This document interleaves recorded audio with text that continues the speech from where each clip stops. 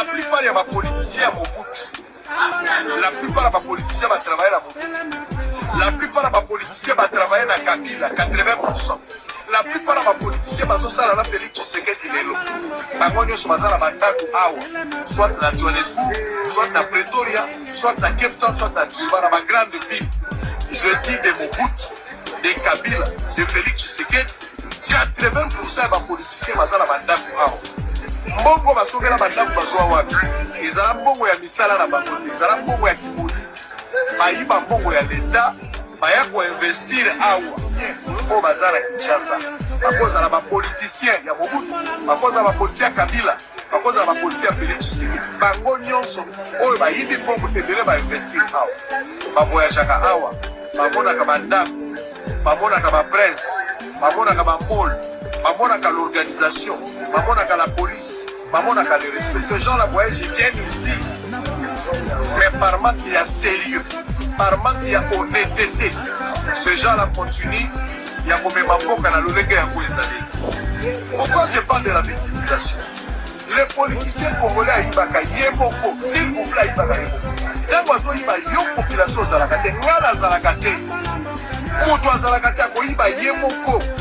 Asobi bandako na Afrique du Sud yemoko akoso bandako na Poto yemoko akoso ba immeuble na Kinshasa to yemoko ngana bino tozalaka mais soki kaka balibala ndela ye akose victimiser na opinion c'est comme si balingi ba instrumentaliser c'est comme si balingi ba sala emabe c'est comme si balingi ba bomaye c'est comme si lui il est innocent po bango nyonso ba politicien miyibi bazala kaka ba innocent.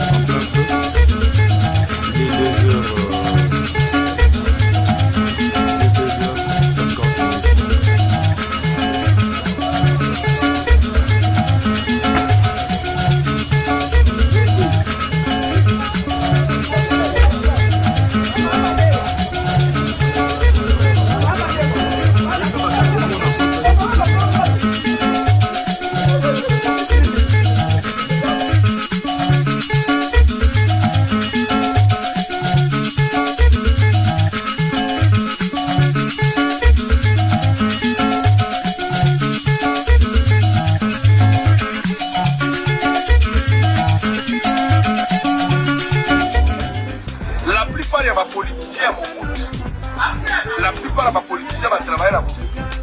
La plupart de ma politiciens va travailler à Kabila, 80%. La plupart de ma politiciens va faire la Félix Tshisekedi Lelo. Bango nyonso bazala bandaku awa, soit na Johannesburg, soit na Pretoria, soit na Cape Town, soit na Tsuba, dans ma grande ville. Je dis de Mobutu, de Kabila, de Félix Tshisekedi, 80% de ma politiciens bazala bandaku awa.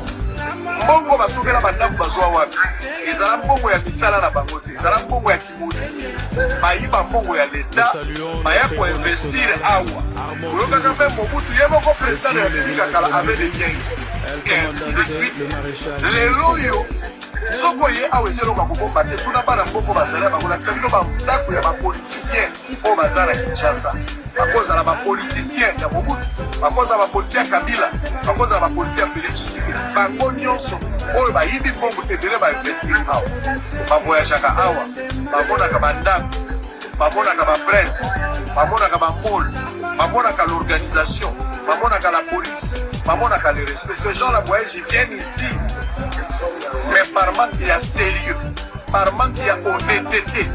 Ces gens-là continuent, il y a comme Mamboka dans le reggae à Kouezali. Pourquoi je parle de la victimisation? Les politiciens congolais à Ibaka, Yemoko, s'il vous plaît, Ibaka. Là, vous avez une population à Zalakate, Ngala Zalakate, Moutoua Zalakate, Akoiba, Yemoko, Asobi Bandako, l'Afrique du Sud, Yemoko. akosomba ndako na poto ye moko akosomba ba immeuble na Kinshasa to ye moko nga na bino tozalaka te. Mais soki kaka balingi balandela ye akose victimiser na opinion, c'est comme si balingi ba instrumentaliser, c'est comme si balingi basala ye mabe, c'est comme si balingi baboma ye, c'est comme si lui il est innocent. Po bango nyonso ba politicien miyibi bazala kaka ba innocent. Et Mobutu, Kabila, Félix Tshisekedi, tous les politiciens, des voleurs, ils ont acheté des maisons partout. Mais ceux qui gagnent une enquête déjà ouverte contre Bango, Bango s'est victimisé. Malgré Bangai, voilà Bazola de Langai. Bango ne pas comme innocent. Biso population, je parle de Biso parce que moi-même je suis dedans. Biso ma population, Toza Bazoba. Milo Bela Nanda, place aux Zolanda, mais ça n'est pas trop sûr, on va camper dans Dini Nazazoba. Bon, nous sommes restés silencieux, Biso peuple. Nous avons accompagné ces gens-là. Pourquoi ils peuvent commenter pourquoi Bazola de Laïe? Ou on est à la politique? Pourquoi Bazola de Laïe? Il faut être un politicien. Ou on est à la guerre politique. Bazola de Mamabé, Balimba Boulissa Mouninga, aux hommes en Bazabosa. Alors que tant Waïbaka et Bissakayo. Alors que tant Masomaganda on a Jonesco et Bissakayo. Alors que tant Masomaganda on a Kinshasa et Bissakayo. Mais jour où Balimba Kangaye, Alingana Yo. Donc de quoi accompagner. Même l'explication aux opérations de Yokoto Robert la TV, après si complété, après si 1% à Pamba. Mais à l'ingénieur surtout c'est pour monnaie comme dans le Bélaï. Pourquoi nous voulons parler en bien des politiques? De Mobutu jusqu'aujourd'hui. Comment depuis Mobutu a Kendati le rond-point Bezagati? De Mobutu jusqu'aujourd'hui. Comment depuis Mobutu a Kendati le rond-point Bezaga Ndegezalaki? Comment Mobutu depuis a Kendati le rond-point Bezaga Ndegezalaki? Pourquoi depuis Mobutu a Kendati le rond? Ma place au côté la Bino qui s'est Sungaba. Dans ma province qui s'engage basali 4 mois pour les arrêter. La situation demeure la même. Politiciens ouais on expliquer Bino ya sala qui ont intérêt à la qui de presse mais biso to bisa di oui presse. Ceux qui intérêt à la qui de presse au sali oui presse la potentialité aux anango. Combien de kilomètres yo sali Angela ça représente quoi? Bato ba yele lo, ils veulent s'expliquer. Biso ndenge tozalia wa tosali na lumingi te, to umeli na lumingi te. So ko pesi biso chance to kosala. Ba o basala ki 18 ans. Bazo expliquer 1% au bango basalaki. Bao bazaki na Mobutu, bazo expliquer aux Français. Les politiciens congolais n'aiment pas ces pays. Pourquoi? Parce que ayebi que les jours où la population a côté les mains, j'ai au bango nyos basala kabi. C'est comme si. Ceux qui pouvoir les en place l'ongwe bango baye makamboya. Ngana zali de ceux-là qui pensent que tant que l'occupation, et ça la mitou ya batu. Et ça, un système politique, et nous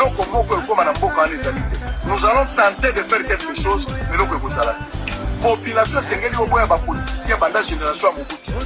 Il y a Kabila, même Félix Tshisekedi, Bango Nyonso, Bakosala semblant ya Bobokisa Mboka, mais Bakosala iloko moko de tous les politiciens. Kakangana yo.